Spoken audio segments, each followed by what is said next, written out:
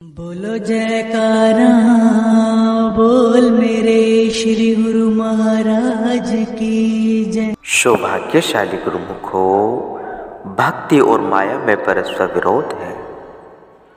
ये दोनों एक जगह इकट्ठा नहीं रह सकती। जहाँ माया होती है वहाँ भक्ति का प्रवेश नहीं होता, और जहाँ भक्ति का निवास होता है वहाँ से माया को कूच करना पड़ता है।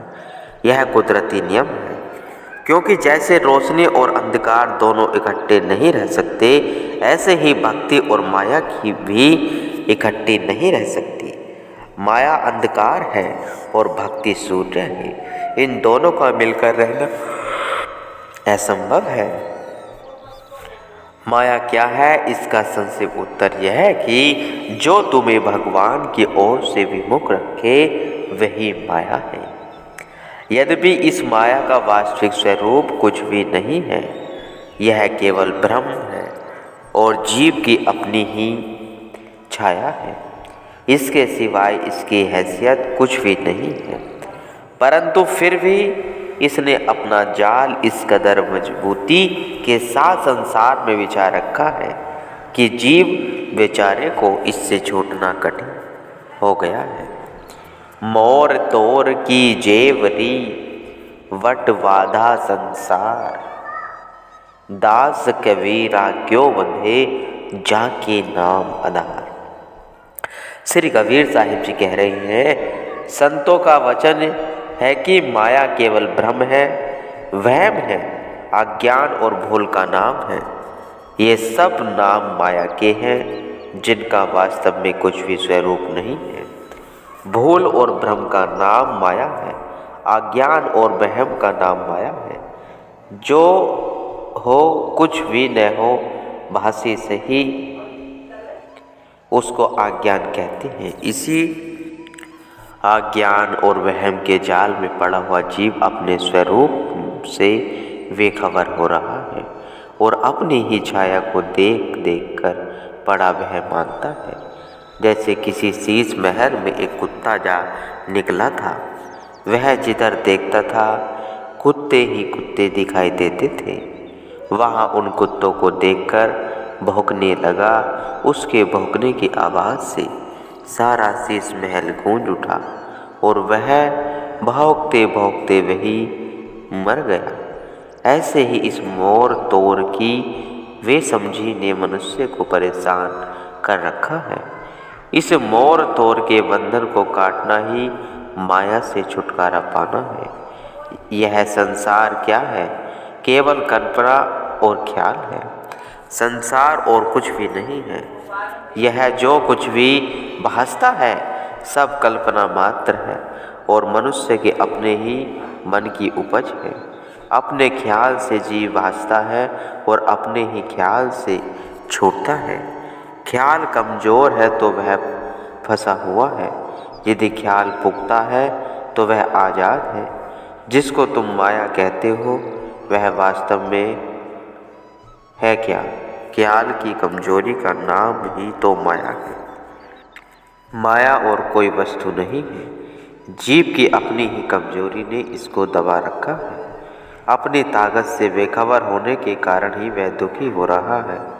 यदि माया कोई वस्तु हो तो जो लोग निश्चय के परिपक्व होते हैं उनके सामने ठहर जाए, परंतु वहाँ तो उसकी पेश नहीं चलती। माया तो एक अंधेरा है जो सूर्य के न होने के कारण भास रहा है और सूर्य के प्रकाशित होते ही नाश हो जाता है। यदि उसका अपना कोई स्वरूप होता तो सूर्य के होते हुए भी कम से कम कहीं तो दिखाई देता, परंतु वह उसे प्रकट होते ही इस तरह भाग जाता है कि ढूंढने से भी नहीं मिलता। ऐसे ही माया का भी कोई वास्तविक स्वरूप नहीं है। वह केवल भ्रम है और इसी भ्रम जाल में जकड़ा हुआ जीव अपने स्वरूप को भूला बैठा है और नाहक भयभीत हो रहा है। कबीर साहिब जी की वाणी में कहा है, यह जीव किस प्रकार अपने आप को भूलकर दुखी हो रहा है। जैसे कुत्ता शीश महल पे पहुंचकर भौंकता रहा और भौंक भौंक कर मर गया। जैसे शेर कुएं के अंदर अपनी ही छाया देखकर उसे दूसरा शेर जानकर कुएं में कूद पड़ा और मर गया।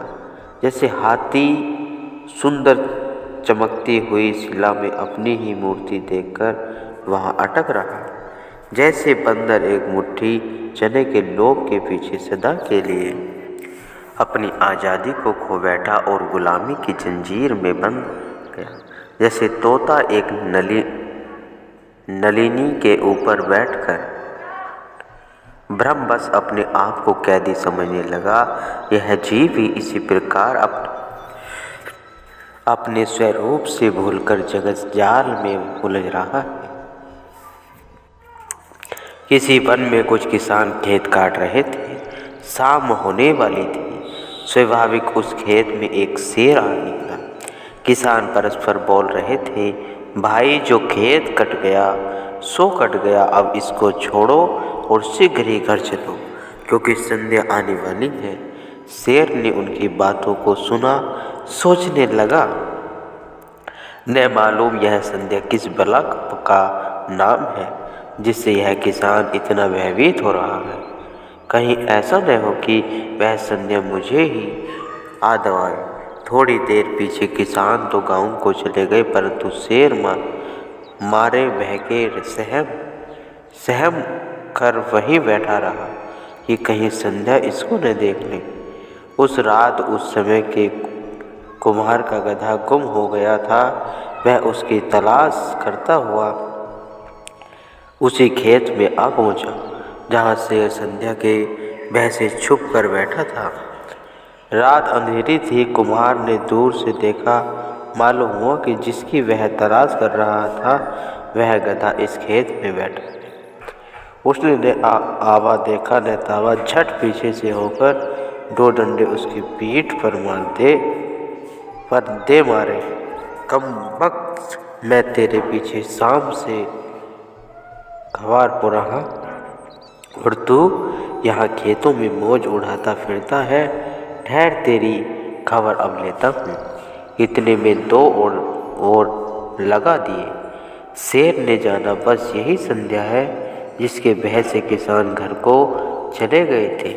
मैंने बहुत तेरा जान बचाने का यत्न किया, परंतु कहीं से इसने देख लिया। बेचारा डरता कांपता हुआ आगे चल पड़ा।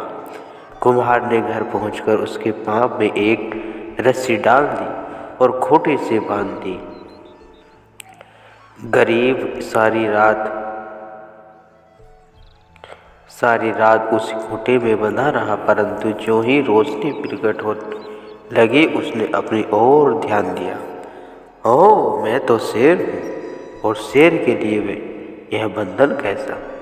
भ्रम दूर हो गया और झट से उछलकर गुजरता हुआ वन की तरफ चला गया, क्योंकि अब सूर्य निकल आया था। अब संध्या कहीं थी। संध्या तो उतने तक थी जब तक सूर्य देवता ने दर्शन नहीं दिए थे। सूर्य के आते ही संध्या गायब हो गई। वास्तव में संध्या कोई वस्तु नहीं थी, अंधेरे का नाम ही संध्या था जो रोशनी के होते ही भाग गया। तब तुम सूर्य की तरफ मुँह करो, छाया तुम्हारे पीछे हो जाएगी, परंतु जो ही तुम्हारी सूर्य की तरफ पीठ हुई कि छाया सामने आ मौजूद हुई। यही भेद है जिसको अधिकतर समझने की आवश्यकता है। जिसने इस भेद को जान लिया वह सहज ही माया के दुखों से छूट गया, और जिसने इसको नहीं जाना वह जितना भी चलेगा उतना ही अंधेरे में गिरेगा और ठोकरें खाता रहेगा। भक्ति रोशनी है और माया अंधकार है। जो ही तुम भक्ति की तरफ पांव उठाते चलोगे, माया तुम्हारे आगे से हटती जाएगी और तुम रोशनी के निकट होते जाओगे। किंतु यदि भक्ति की ओर पीठ है तो परिणाम इसके विरुद्ध होगा। काकभूषण जी कहते हैं, मालिक की भक्ति एक सुंदर चिंतामणि के सदस्य है। हे गरुण जी, वह भक्ति रूपी चिंतामणि जिसके हृदय में विराजमान हो जाती है उसके अंदर बाहर प्रकाश हो जाता है। और वह प्रकाश इस प्रकार का होता है जिसको कुछ दिया घृत बाती की आवश्यकता नहीं होती। चिंतामणि का गुण है कि वह प्रकाशित भी होती है और यदि वह लोहे से छू जाए तो उसको सोना भी बना देती। इसलिए जहाँ उस भक्ति रूपी चिंतामणि का प्रकाश हो जाता है, न तो वहाँ मोह रूपी कंगालपन रह सकता और न ही लोभ रूपी पवन उसको बुझा सकती। वह एक ऐसी समा है जिसके प्रकाशित होते ही अज्ञान का अंधकार दूर हो जाता है और काम, क्रोध, लोभ, मोह आदि पतंगे भी जलकर भस्म हो जाते हैं। इससे सिद्ध होता है कि जहाँ भक्ति होगी वहाँ मोह नहीं होगा और जहाँ मोह होगा वहाँ भक्ति नहीं होगी। जैसे रात और दिन दोनों इकट्ठे नहीं रह सकते, ऐसे ही भक्ति और मोह भी इकट्ठे नहीं रह सकते। जो लोग भक्त भी कहलाते हैं और साथ ही संसार का मोह भी रखते हैं, उन्हें अभी तक भक्ति की पूरी समझ नहीं आई। यह जीव संसारी पदार्थों को पाकर अपने आप को बड़भागी समझने लगता है और कहता है कि भगवान की मुझ पर बड़ी दया है, परंतु संत कहते हैं यह उसकी भूल है, क्योंकि जो वस्तु भगवान से दूर करने वाली है उनको प्राप्त कर लेने से भगवान की दया नहीं है। भगवान की दया उस पर समझनी चाहिए जिसको वह अपने चरणों की भक्ति दे, क्योंकि मायावी पदार्थों को पाकर मनुष्य भूल जाता है। इसी कारण तो भगवान अपने भक्तों को माया जाल में उलझने नहीं देता। यदि भूल से भक्त कभी उन पदार्थों की इच्छा कर भी बैठते हैं तो भी पूर्ण नहीं करता, बल्कि उसके विरुद्ध चलता है।